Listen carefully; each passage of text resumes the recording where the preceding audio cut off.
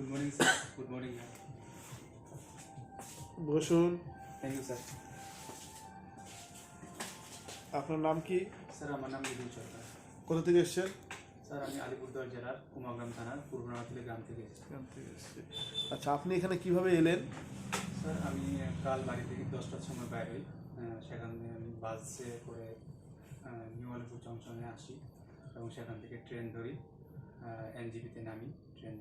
Train দিয়ে এনজিপিতে নামি এবং সেখান থেকে আমি টোটো করে অম্বিকানগর মাঠের সামনে আসি এবং সেখানে একটা রুমে ভাড়া থাকি এবং সেখান থেকে আজকে হাঁটতে হাঁটতে স্যার সকালবেলা আমি এই ইন্টারভিউ সেন্টারে বসে। ঠিক আছে। আচ্ছা, আলিপুরদুয়ার জেলায় কয়টি ব্লক রয়েছে? স্যার আলিপুরদুয়ার জেলায় 6টি ব্লক আছে। 6টি ব্লক রয়েছে। আচ্ছা, আপনার হবি কি? স্যার আমার হবে মাছ ধরা। মাছ ধরা। আপনি কোথায় কোথায় মাছ ধরতে গিয়েছেন? স্যার আমাদের পাশে রায়ডাক নদী আছে এবং একটা মরা নদী আছে, সেখানে মাছ ধরি। কি কি মাছ ধরেছেন? স্যার সাধারণত আমি পুঁটি মাছ, তারপরে বৈরালি মাছ ধরি। আচ্ছা, আপনি আপনার গ্রামের সম্বন্ধে কিছু বলুন তো। স্যার আমাদের আলিপুরদুয়ার জেলার পূর্বনাথলি একটা ছোট্ট একটি গ্রাম। সেখানে একটি ফাঁকা রাস্তা আছে, রাস্তার পাশে একটা স্বাস্থ্যকেন্দ্র প্রাথমিক এবং একটি স্কুল আছে, প্রাথমিক বিদ্যালয় এবং একটা পুরনো মন্দির আছে। আচ্ছা, কিসের মন্দির? স্যার অনেক পুরনো দুর্গা মন্দির আছে। আচ্ছা। আচ্ছা, আপনার ফ্যামিলি সম্বন্ধে কিছু বলুন তো। স্যার আমার ফ্যামিলিতে আমি, আমার বাবা, মা এবং এক ছোটো বোন আছে। আচ্ছা, বাবা কি করেন? স্যার বাবা কৃষিকাজ করে। কৃষিকাজ করেন। আপনাদের কয় বিঘা জমি? স্যার আমাদের 1 বিঘা জমি আছে। 1 বিঘা জমি আছে। 1 বিঘা জমি দিয়েই বাড়ির সব চলে? হ্যাঁ স্যার, মানুষের জমিতেও করা হয়, 1 বিঘা নিজের টুকু করা হয় এবং মানুষের জমিতেও করা হয়। আচ্ছা, 2টি রবি ফসলের নাম বলুন তো। স্যার রবি ফসল ভুট্টা, আলু, সব। আচ্ছা, আপনার পড়াশোনা সম্বন্ধে বলুন তো। স্যার পড়াশোনা আমি 2011 সালে মাধ্যমিক পাস করি এবং 2013 সালে উচ্চ মাধ্যমিক এবং 2017 সালে স্নাতক কমপ্লিট হয় আমার গণিত বিষয়ে।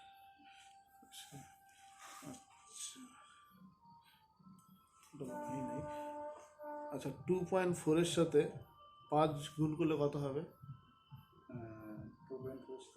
5 গুণ করলে? স্যার 12 আসবে। আচ্ছা, সবচেয়ে ছোট মৌলিক সংখ্যা কোনটি? স্যার সবচেয়ে ছোটো মৌলিক সংখ্যা 2। আচ্ছা, একমাত্র জোড় মৌলিক সংখ্যা কোনটা? স্যার জোড় মৌলিক সংখ্যা 2। 4 অঙ্কের ক্ষুদ্রতম পূর্ণবর্গ সংখ্যা কোনটি হবে? 4 অঙ্কের ক্ষুদ্রতম পূর্ণবর্গ সংখ্যা স্যার জানা নেই। আচ্ছা, গুণ কাকে বলবো আমরা? স্যার যোগের ক্ষুদ্রতম রূপই হচ্ছে গুণ।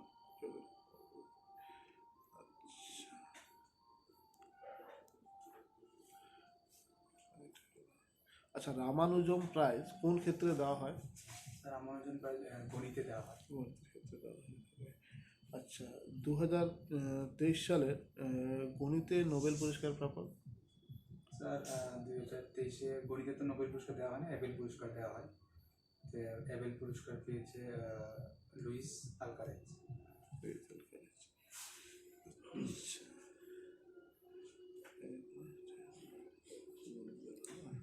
ভারতের একজন গণিতজ্ঞের নাম বলুন তো। স্যার ভারতীয় গণিতজ্ঞ হলেন আর্যভট্ট, বুদ্ধিভট্ট।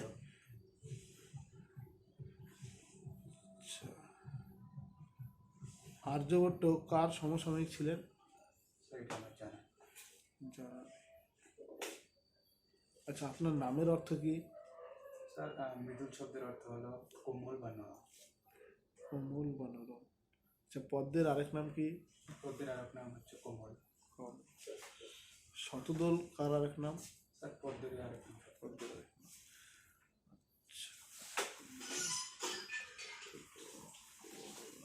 আচ্ছা, আপনার কলকাতা পুলিশের মেনে আসা যে কোনো একটি জিকে বলুন তো। স্যার কলকাতা পুলিশের মেনে আসা জিকে হচ্ছে লোহার কোন আকরিকের মধ্যে লোহা সব থেকে বেশি বিভিন্ন পাওয়া যায়, ম্যাগনেটাইটের মধ্যে পাওয়া যায়। আচ্ছা, লোহার সংকেত কি? স্যার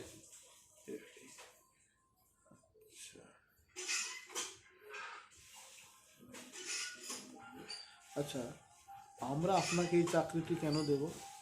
স্যার, আমার মনে হয় আপনারা যখন যোগ্য প্রার্থীকে এই চাকরি দেবেন। আমি কর্মঠ এবং শারীরিক দিক থেকে সক্ষম এবং যথেষ্ট দায়িত্ব সহকারে আমি কাজ করতে পারি। আর পিটি এবং মেন্স পরীক্ষা আমার দিয়ে এসেছি এবং পিএমটি দিয়ে কমপ্লিট করেছি, তাই মনে হয় এই পরীক্ষার জন্য আমি যোগ্য। আচ্ছা, আপনি যে কর্মঠ এর একটি দৃষ্টান্ত দিন তো।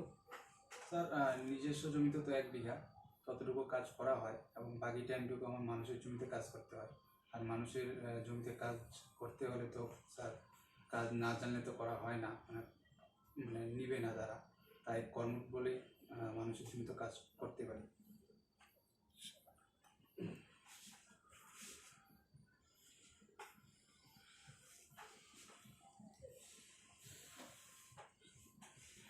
এটা আলিপুরদুয়ার জেলার সীমানা বলুন তো। স্যার, আলিপুরদুয়ার জেলার উত্তরে ভুটান দেশ, পূর্বে আসাম রাজ্য, পশ্চিমে জলপাইগুড়ি জেলা এবং দক্ষিণ দিকে কোচবিহার জেলা। আচ্ছা, আলিপুরদুয়ার জেলার 3টি প্রধান নদীর নাম বলুন তো। স্যার, আলিপুরদুয়ার 3টি প্রধান নদী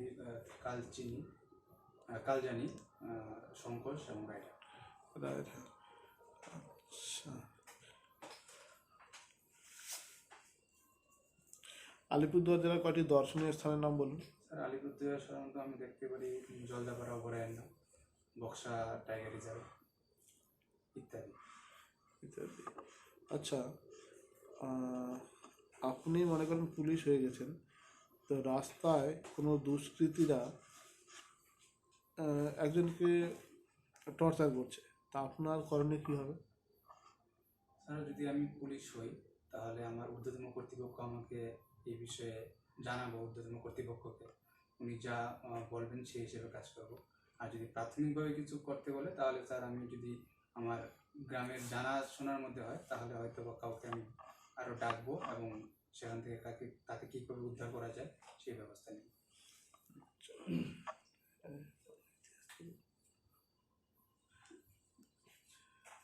ঠিক আছে, আসুন।